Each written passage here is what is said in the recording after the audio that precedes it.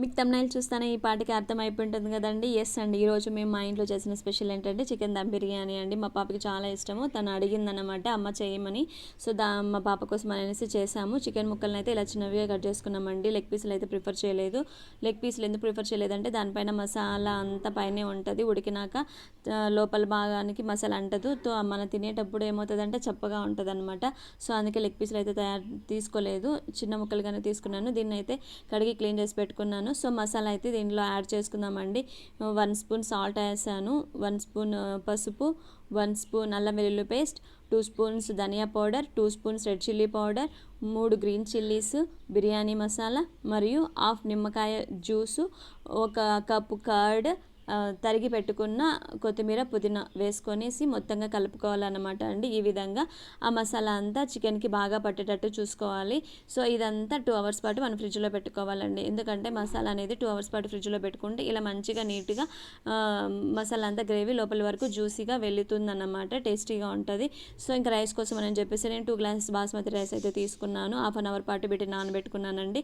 So rice ఉడికించుకునే దానికోసం అనేసి ఒక గిన్నె తీసుకున్నాను, స్టవ్ ఆన్ చేసి ఒక గిన్నె తీసుకున్నాను. ఇందులో 2 గ్లాసెస్ బాస్మతి రైస్ కోసం అనేసి నేను 3 గ్లాసెస్ వాటర్ అయితే యాడ్ చేశానండి. మా ఇంట్లో పొడి పొడిగా తింటారు, సో అందుకోసం అనేసి నేను 3 గ్లాసెస్ ఆఫ్ వాటర్ అయితే యాడ్ చేశాను. సో ఇందులోకి నేను 1 స్పూన్ కల్లుప్పు, సో సాజీరా, నెక్స్ట్ మరొక హాఫ్ నిమ్మకాయ జ్యూస్ అయితే వేసుకున్నాను, 3 గ్రీన్ చిల్లీస్ అయితే వేసుకున్నాను.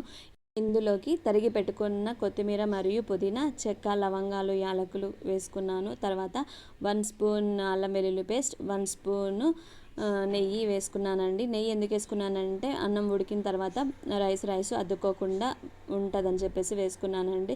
తర్వాత మనం ఫ్రిడ్జ్లో పెట్టుకున్నాం కదండి చికెన్ మసాలా అంతా కలిపి పెట్టుకున్నాం కదా, సో దాన్ని పచ్చివాసన లేకుండా ఇంకొక బౌల్లో అయితే ఉడికించుకుందాము. నేను స్టవ్ ఆన్ చేసి ఇంకొక దానిపైన పెద్ద కడాయి అయితే పెట్టుకున్నానండి. దీనిలో నేనైతే అందాజుగా ఆయిల్ అయితే వేసుకుంటున్నాను.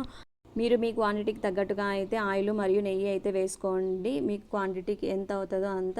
సో నేనైతే కొద్దిగా ఎక్కువగానే యాడ్ చేశాను అన్నమాట. సో ఇట్లా నెయ్యి మరియు ఆయిల్ బాగా వేడయ్యాక ఇందులో చెక్క లవంగాలు అయితే వేసుకున్నానండి. అవి బాగా ఫ్రై అయ్యాక ఆ తర్వాత కట్ చేసి పెట్టుకున్న ఆనియన్స్ని అయితే అన్నీ వేసుకున్నానండి. ఈ ఆనియన్స్ అన్నీ మనకి మంచిగా గోల్డెన్ కలర్ వచ్చేయాలండి. ఇందులోకి సాల్ట్ వేస్తే కొద్దిగా ఫాస్ట్గా గోల్డెన్ కలర్ వచ్చేస్తుంది అనమాట. సో ఈ విధంగా అనమాట. ఈ విధంగా గోల్డెన్ కలర్ వచ్చిన తర్వాత ఇందులో కొన్ని ఆనియన్స్ ప్లేట్లోకి అయితే సర్వ్ చేసి పెట్టుకోవాలండి పక్కన.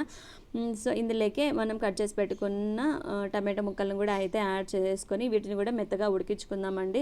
చూడండి ఈ విధంగా అన్నమాట. మెత్తగా ఉడికిన తర్వాత టమాటో ముక్కలు అనేసి ఇందులోకి మనం ఆల్రెడీ ఫ్రిడ్జ్లో నుంచి బయటకు తీసి పెట్టుకున్నాం కదండి చికెన్ని, ఆ చికెన్ అంతా ఇందులోకి వేసుకొని పచ్చివాసన లేకుండా మొత్తంగా ఉడికించుకోవాలన్నమాట. ముక్క కూడా కొద్దిగా ఉడికించుకోవాలండి.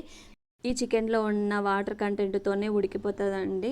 మనకి ఆయిల్ అనేది ఇలా పైకి తేలుతుంది అన్నమాట. ఇలా పైకి తేలుతున్నప్పుడు మనకి చికెన్లో ఉన్న వాటర్ కంటెంట్ అంతా పూర్తిగా వెళ్ళిపోతూ గ్రేవీ అనేది కొద్దిగా చిక్కబడుతుంది, మసాలా అంతా. ఇప్పుడు ఇలా పైకి ఆయిల్ పైకి వచ్చినప్పుడు మీరు కూడా అర్థం చేసుకోండి. సో అంతా అయితే కుక్ అయిపోయింది, మంచిగా అయితే మసాలా పట్టి గ్రేవీ అనేది కూడా చిక్కబడుతుందని మనం అర్థం చేసుకోవాలండి. ఆయిల్ పైకి వస్తేనే చూడండి ఎలా అయిందో. సో గ్రేవీ అయితే చిక్కబడిపోయింది, ఆయిల్ అయితే పూర్తిగా ఉంది. సో ఇంకొక దానిపైన మనం ఆల్రెడీ రైస్ ఉడికించుకునే దానికోసం అనేసి వాటర్ పెట్టుకున్నాం కదండి. సో అది తీసి చూస్తే చూడండి ఎలా ఉడుకుతుందో వాటర్. ఇందులోకైతే మనం హాఫ్ అన్ అవర్ పాటు నానబెట్టుకున్న బాస్మతి రైస్ని అయితే ఇందులోకి అయితే యాడ్ చేసుకుందాం మొత్తాన్ని.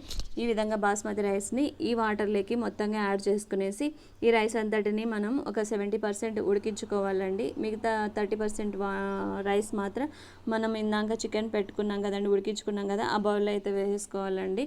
ఈ విధంగా కలుపుకోవాలండి. రైస్ వేసేసుకున్న తర్వాత అయితే ఈ విధంగా ఒకసారి మొత్తం కలుపుకొని 70% దాకా ఉడికించుకుందాము. చూడండి చూస్తున్నాను 70% అయితే ఉడికిపోయింది రైస్. ఇంకా పూర్తిగా మెత్తగా ఉడికింది అనుకోండి, మనకి బిర్యానీ కోసం దమ్ చేసుకునేటప్పుడు ఇంకా ఆవిరికి ఇంకా మెత్తగా అయిపోతుంది అనమాట. సో రైస్ టేస్టీగా ఉండదు. సో 70% అయితే చాలు. సో ఈ మిశ్రమాన్ని అంతటిని, ఈ రైస్ అంతటిని మనము చికెన్ ఉడికించి పెట్టుకున్నాం కదండి, సో ఆ బౌల్లో అయితే వేసేసుకోవాలండి ఈ విధంగా. సో ఆ రైస్ అంతటిని ఈ బౌల్లో ఈ విధంగా చికెన్ కనిపించకుండా పైన లేయర్ అంతా రైస్ తోటి కప్పేయాలి. ఆ తర్వాత మనం ఆల్రెడీ కొన్ని ఫ్రైడ్ ఆనియన్స్ పక్కన తీసి పెట్టుకున్నాం కదండి, ఆ ఫ్రైడ్ ఆనియన్స్ మరియు కొత్తిమీర పుదీనా అయితే ఈ రైస్ పైన మొత్తంగా చల్లుకోవాలి. దీనిపైనే మన ఇంట్లో కుంకుమ పువ్వు ఉంటుంది కదండి, ఆ కుంకుమ పువ్వును కొద్దిగా పాలల్లో వేసి మిక్స్ చేసుకొని కలుపుకొని దాన్ని ఈ రైస్ పైన అయితే మొత్తంగా వేసేసుకోవాలండి. ఎందుకంటే టేస్ట్ కోసం అండి, టేస్ట్ కోసం మరియు మంచి కలర్ఫుల్గా ఉంటుంది అనమాట బిర్యానీ. తర్వాత అయితే నేను మళ్ళీ 1 స్పూను నెయ్యిని అయితే యాడ్ చేశానండి. రైస్ పొడి పొడిగా ఉండడం కోసం మరియు మెతుకు మెతుకు అంటకుండా ఉండడం కోసం అనేసి నేను మళ్ళీ నెయ్యిని అయితే యాడ్ చేసుకున్నాను. ఆ తర్వాత దీనిపైన చికెన్ దమ్ బిర్యానీ కోసం అనేసి మూత పెట్టేసి లోపల ఉన్న ఆవిరి బయటికి పోకుండా ఈ మూత పైన ఏదైనా బరువుగా ఉండేది పెట్టుకోవాలండి. నేనైతే ఒక చిన్న రోల్ని అయితే పెట్టేసుకున్నాను. సో 5 మినిట్స్ పాటు ఫ్లేమ్ని అయితే హై ఫ్లేమ్లో పెట్టాలి, 20 మినిట్స్ పాటు సిమ్లో పెట్టాలండి. తర్వాత ఆఫ్ చేసేయాలి. చూడండి వెంటనే అయితే మూత తీసేద్దండి. స్టవ్ ఆఫ్ చేసిన 10 మినిట్స్ తర్వాత అయితే మూత తీసి చూడండి ఎలా అయిపోతుందో. నేనైతే 10 మినిట్స్ తర్వాతనే అయితే చూసాను. మీరు చేసుకునేటప్పుడు కూడా 10 మినిట్స్ తర్వాతే మూత తీసి చూడండి. స్టవ్ ఆఫ్ చేసిన తర్వాత నేనైతే అలాగే చేశాను. చూడండి బిర్యానీ ఎంత బాగుందో, చాలా బాగుంది కదండి. సో ఒక సైడ్ నుంచి బిర్యానీ అయితే తీసుకోవాలన్నమాట. చూడండి ముక్క అయితే ఎంత మంచిగా ఉడికిందో, జ్యూసీగా అయితే ఉంది, మసాలా అంత బాగా ఉంది. బిర్యానీ కూడా చూడండి ఎంత మంచి కలర్ఫుల్గా ఉందో, చూస్తుంటేనే నోరు ఊరిపోతుంది. అయితే మా పాప అయితే ఫుల్ హ్యాపీ అండి. చికెన్ దమ్ బిర్యానీ అయితే ప్రిపేర్ అయిపోయింది, ఇంకా ఫుల్గా లాగించేయచ్చు అనేసి. చూడండి ఎలా ఉందో, మీకు కూడా తినాలనిపిస్తుంది, మీకు కూడా నోరు ఊరుతుంది కదండి. సో ఇక ఆలస్యం ఎందుకు, మీరు కూడా ఇలాగే ప్రిపేర్ చేయండి. దమ్ బిర్యానీ అయితే చాలా సూపర్గా ఉంటుంది, సూపర్ టేస్టీగా ఉంటుంది అన్నమాట. సో బిర్యానీ తిన్నాక తర్వాత ఏదైనా ఒక మంచి స్వీట్ తీసుకోవాలండి. ఆ స్వీట్ తింటేనే మనకి మంచిగా సాటిస్ఫాక్షన్ ఉంటుంది అనమాట. బిర్యానీ తినేసి గమనైపోతే బాగుండదు కదండి. సో బిర్యానీ తిన్నాక చాలామంది స్వీట్ తింటారన్నమాట. సో నేను కూడా ఒక స్వీట్ అయితే ప్రిపేర్ చేశాను. కొంతమంది స్వీట్ తింటారు, కొంతమంది ఆకుతో చుట్టినది ఉంటుంది కదండి, ఏమంటారు పాన్ అనేది తింటారనమాట. నేనైతే ఇలా సేమియా పాయసం అయితే చేశానండి. బిర్యానీ తిన్న వెంటనే స్వీట్ తినాలని చెప్పేసి సేమియా పాయసం అయితే చేశాను. సేమియా పాయసం కూడా చాలా అంటే చాలా బాగా వచ్చిందండి. సో ఈ సేమియా పాయసాన్ని ఎలా తయారు చేయాలో నేను నెక్స్ట్ వ్లాగ్లో ఎప్పుడైనా చూపిస్తానండి. సో చూడండి పాలు, సేమియా మరియు ఎండు ద్రాక్ష, జీడిపప్పు అంతా అయితే భలే వచ్చిందండి. నాకైతే చాలా బాగా వచ్చింది. సో ఈరోజు బిర్యానీ చేద్దామని అసలు అనుకోలేదు, మా పాప అడిగిందని అప్పటికప్పుడు అనుకుని అయితే చేసాము. టేస్ట్ అయితే చాలా బాగా వచ్చింది. మీకు కూడా ఈ బిర్యానీ నచ్చినట్లయితే ప్లీజ్ లైక్, షేర్, కామెంట్ మరియు సబ్స్క్రైబ్ చేయడం అయితే మర్చిపోకండి. సో మీరు కూడా మీ ఇంట్లో ఇదే విధంగా అయితే బిర్యానీ అయితే చేయండి, తప్పకుండా టేస్ట్ చాలా బాగా వస్తుంది.